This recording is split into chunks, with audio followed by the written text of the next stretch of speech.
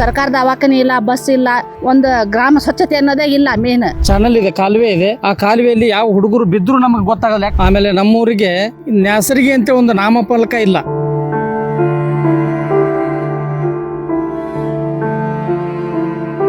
ಇಷ್ಟು ಗ್ರಾಮ ಪಂಚಾಯತಿ ಬರ್ತಾರ, ಜಿಲ್ಲಾ ಪಂಚಾಯತಿ ಬರ್ತಾರ, ಎಲ್ಲಾರು ಪ್ರತಿಯೊಬ್ರು ಬಂದಾರ. ಈ ಸಮಸ್ಯೆ ಎಲ್ಲರಿಗೂ ತೋರಿಸಿವಿ ನಾವು. ಇದನ್ನ ಯಾರು ಮಾಡಿಕೊಟ್ಟಿಲ್ಲ.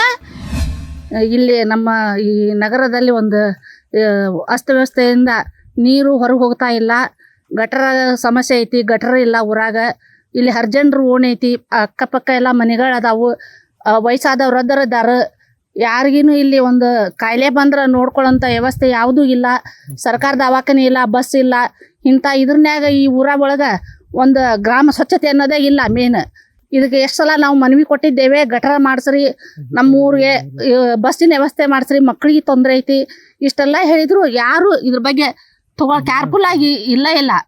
ಅದಕ್ಕಾಗಿ ಈ ಊರು ಇದ್ರಲಿಂತ ನಾ ಕೇಳ್ಕೊಳಕತ್ತಾನೆ, ನಮ್ಮ ಊರಿನ ವ್ಯವಸ್ಥೆ ಎಲ್ಲ ಚೆನ್ನಾಗಿ ಆಗಬೇಕು.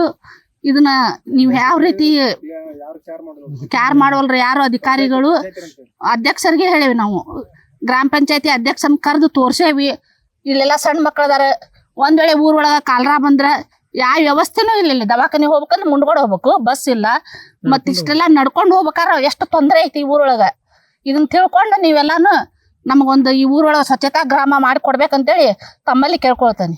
ನಾವು ಮುಂದೆ ನಾವು DC ಅವ್ರಿಗೆ ಆಗ್ಲಿ ಯಾರಿಗಾರಾದ್ರೂ ಕರ್ಕೊಂಡ್ಬಂದು ತೋರಿಸಿ, ಸಂಬಂಧಿಕ ಇದ್ದವ್ರಿಂತವ್ರಿಗೆ ತೋರಿಸಿ ನಾವು ಇದನ್ನ ಮುಂದಿನ ಇದು ಕ್ರಮಗೊಳ್ಳುತ್ತೇವೆ ಹೇಳಿದ್ದೇವೆ. ಇದ್ರ ಮಿಕ್ಕಿ ನಾವು ಗಟರ ಮಾಡಿಕೊಟ್ಟಿಲ್ಲ, ಇದು ಕೊಟ್ಟಿಲ್ಲ ಅಂದ್ರೆ ಈ ಗಟರ ಕಸವನ್ನ ಎಲ್ಲರೂ ಊರು ಹಿರಿಯರು ಎಲ್ಲರೂ ಕೂಡ್ಕೊಂಡು, ನಾಗರಿಕರು ಎಲ್ಲರೂ ಸೇರಿಕೊಂಡು ತಂದು ಪಂಚಾಯತಿ ಮುಂದೆ ಹಾಕಿ ನಾವು ಮುಂದಿನ ಕ್ರಮ ತಗೋಬೇಕಾಕೈತಿ. ಇದ್ರ ಬಗ್ಗೆ ನಾವು ಸ್ಟ್ರೈಕ್ ಮಾಡ್ಬೇಕಾಕೈತಿ. ನಾವು ಮಾಡ್ತೇವೆ, ಬಿಡಂಗಿಲ್ಲ ಅದನ್ನ. ನೀವು ಅದ್ರ ಬಗ್ಗೆ ನೀವು ಯಾವ್ದನ್ನೋದು ನಮ್ಗೆ ಜಲ್ದಿ ಹೇಳ್ಬೇಕಷ್ಟೇ ನಾವು ಕೇಳ್ಕೊಳ್ಳೋದು. ಊರಿನಲ್ಲಿ ಭಾಳ ಸಮಸ್ಯೆ ಐತಿ, ಮಕ್ಕಳಿಗಾಗಲಿ ಯಾರಿಗೇ ಅಲ್ರಿ.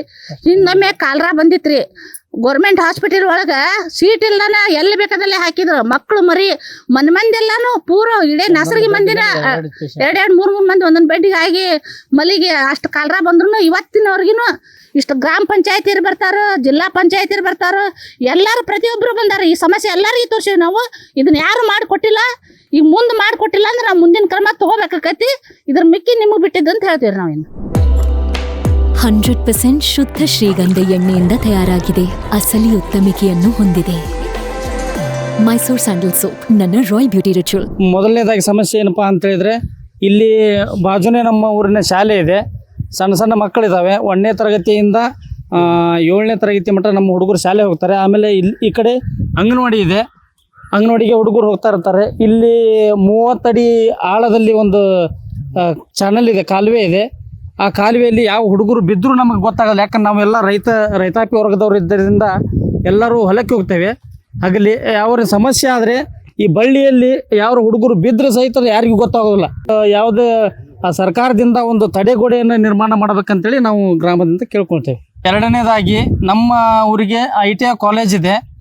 ಆಮೇಲೆ ಹುಡುಗರು ಮುನಗೋಡು ಪ್ಲಾಟಿಂದ ಆಮೇಲೆ ಕಾಲನಿಯಿಂದ ಹುಡುಗರು ಬರ್ತಾರೆ. ಆಮೇಲೆ ಇಲ್ಲಿಯ ಜನಕ್ಕೆ ಮುನಗೋಡಿಗೆ ಹೋಗಲಿಕ್ಕೆ ಬಸ್ಸಿನ ವ್ಯವಸ್ಥೆ ಇಲ್ಲ.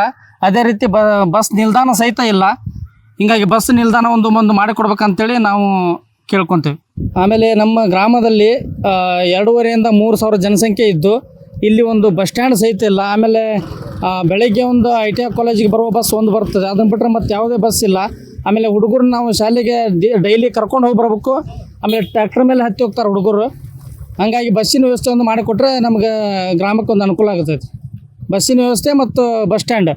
ಆಮೇಲೆ ನಮ್ಮೂರಿಗೆ ನ್ಯಾಸರಿಗೆ ಅಂತ ಒಂದು ನಾಮಫಲಕ ಇಲ್ಲ. ಈ ರೀತಿ ನಮ್ಮ ಊರಿನ ವ್ಯವಸ್ಥೆ ಇದೆ. ಆಮೇಲೆ ಬಸ್ಸಿನ ವ್ಯವಸ್ಥೆ ಬೆಳಗ್ಗೆ ಒಂದು ಟೈಮ್ ಬಂದು ಹೋಗ್ಬಿಟ್ರೆ ನಡೆಯೋದಿಲ್ಲ. ಮಧ್ಯಾಹ್ನ, ಬೆಳಿಗ್ಗೆ, ಸಾಯಂಕಾಲ 3 ಟೈಮ್ ಆದರೆ ಹುಡುಗರು ಬರ್ತಿರ್ತಾರೆ. ಆಮೇಲೆ ವಯಸ್ಸಾದವ್ರು ಮುನ್ಗೋಡಿಗೆ ಹೋಗ್ತಿರ್ತಾರೆ. ಏನಾರ ಸಮಸ್ಯೆ ಇದ್ರೆ ಹೋಗ್ಲಿಕ್ಕೆ ಒಂದು ಬಸ್ಸಿನ ವ್ಯವಸ್ಥೆ ಒಂದು ಮಾಡಿಕೊಡ್ಬೇಕು. ಆಮೇಲೆ ಇಲ್ಲೇ ಪಕ್ಕದಲ್ಲಿರುವಂಥ ಯುವಕ ಮಂಡಳ ಇದೆ. ಯುವಕ ಮಂಡಳವು ಬೀಳುವ ಹಂತದಲ್ಲಿದೆ, ಅದೊಂದು ರಿಪೇರಿ ಮಾಡಿಕೊಡ್ಬೇಕು. ಆಮೇಲೆ ಅದರ ಮುಂದ್ಗಡೆ ಮಳೆ ಆದರೆ ಅಲ್ಲಿ ಅಡ್ಡಾಡ್ಲಿಕ್ಕೆ ಜಾಗ ಇಲ್ಲ, ಆ ರೀತಿ ತಗ್ಗಿದೆ. ಆಮೇಲೆ ನೀರು ಬಂದು ಮಳೆ ನೀರು ಪೂರ್ತಿ ಅಲ್ಲೇ ನಿಲ್ಲುತ್ತೆ. ಅಲ್ಲಿಂದ ಸೊಳ್ಳೆಗಳೆಲ್ಲ ಹೋಗಿ ಊರಿಗೆ ಹತ್ರ ಇದೆ. ಸಣ್ಣ ಮಕ್ಕಳು ಇರ್ತಾರೆ. ಆಮೇಲೆ ಇಲ್ಲೇ ಬಾಜು ಅಂಗನವಾಡಿ ಇದೆ. ಯಾವುದರ ರೋಗ ಪಾಗ ಬಂದರೆ ನಾವು ಯಾರನ್ನ ಕೇಳಬೇಕು? ನಮ್ಮ ಊರಿನಲ್ಲಿ ಒಂದು ಮಾರಿಕಾಂಬ ದೇವಸ್ಥಾನ, ಹಳೆ ಮಾರಿಕಾಂಬ ದೇವಸ್ಥಾನ ಇದೆ. ಅದರಲ್ಲಿ ಹೆಗ್ಗಣ ಪಗ್ಗಣ ಎಲ್ಲ ಗುದ್ದು ಮಾಡಿ ಅಲ್ಲಿ ಹಾವು ಪಾವು ಬಂದೆಲ್ಲ ಸೇರ್ತಾ ಇವೆ. ಅದು ಊರಿನ ನಡುವಿದೆ. ಹಾಗಾಗಿ ಅದನ್ನು ಸಂಪೂರ್ಣ ಡೆಮಾಲಿಷ್ ಮಾಡಿ ಏನಾದರೂ ಒಂದು ಪಾದಗಟ್ಟಿ ಏನಾರ ಮಾಡುವಂಗೆ ಅದನ್ನ ಮಾಡ್ಬೇಕ್ರಿ. ಆಮೇಲೆ ಗಟರಿಂದ ಒಂದು ವ್ಯವಸ್ಥೆ. ನಾವು ಎಷ್ಟು ಸರಿ ಪಂಚಾಯತಿಗೆ ಹೋಗಿ 4-5 ಬಾರಿ ಅರ್ಜಿ ಕೊಟ್ಟು ಬಂದರೂ ಇನ್ನೂವರೆಗೂ ಹೆಚ್ಚು ಕಮ್ಮಿ ಒಂದು 7-8 ವರ್ಷ ಆಯ್ತು. ಈಗ ಅದು ಒಂದು ಗಟ್ರ ಮಾಡೋದಿದೆ. ಅಲ್ಲಿ ಬಂದು ನೋಡಿರ್ಬೇಕಾರೆ ಆ ಗಟ್ರಲ್ಲಿ ಸೊಳ್ಳೆಗಳು ಮನೆ ಹತ್ರ ನೀರು ನಿಂತ್ಕೊಂಡು, ಆಮೇಲೆ ಕೊಟ್ಟಿಗೆದ ನೀರು, ಆಮೇಲೆ ಅಲ್ಲಿ ಜನಗಳಿಗೆ ನಿಲ್ಲಲಿಕ್ಕೆ ಆಗೋದಿಲ್ಲ, ಆ ರೀತಿ ಸ್ಮೆಲ್ ಬರ್ತಾ ಇದೆ. ನಮ್ಮ ಗ್ರಾಮದ ಇದೆಲ್ಲ ಸಮಸ್ಯೆಗಳನ್ನು ನಾವು ನಾಳೆ ಹೋಗಿ ಪಂಚಾಯತಿಗೆ ಹೋಗಿ ಅರ್ಜಿ ಕೊಡ್ತೇವೆ, ಮನವಿ ಒಂದು ಸಲ್ಲಿಸ್ತೇವೆ. ಆ ಮನವಿಗೆ ಸ್ಪಂದಿಸಿದರೆ ಚೆನ್ನಾಗಿ ಚಲೋ ಆಗುತ್ತೆ. ಸ್ಪಂದಿಸಲಿಲ್ಲಪ್ಪ ಅಂದ್ರೆ ನಾವು ಮುಂದಿನ ಕ್ರಮವನ್ನು ನಾವು ಕೈಗೊಳ್ಳಬೇಕಾಗುತ್ತೆ. ಸಂಬಂಧಪಟ್ಟ ಅಧಿಕಾರಿಗಳು ತಕ್ಷಣವೇ ಈ ದುರಸ್ತಿಯನ್ನು ನೋಡಿ ಅದನ್ನು ಸರಿಪಡಿಸುವಂಥ ಕಾರ್ಯವನ್ನು ಮಾಡಬೇಕಾಗಿ ತಮ್ಮಲ್ಲಿ ಕೇಳ್ಕೊಳ್ತೇವೆ. ಮತ್ತಷ್ಟು ವಿಶೇಷ ವಿಡಿಯೋಗಳನ್ನು ನೋಡಲು ಮತ್ತು ಹೊಸ ವಿಡಿಯೋಗಳ ಬಗ್ಗೆ ತಿಳಿಯಲು ಈ ದಿನ .com ಯೂಟ್ಯೂಬ್ ಚಾನೆಲ್ ಸಬ್ಸ್ಕ್ರೈಬ್ ಮಾಡಿ ಮತ್ತು ಬೆಲ್ ಐಕಾನ್ ಕ್ಲಿಕ್ ಮಾಡಿ.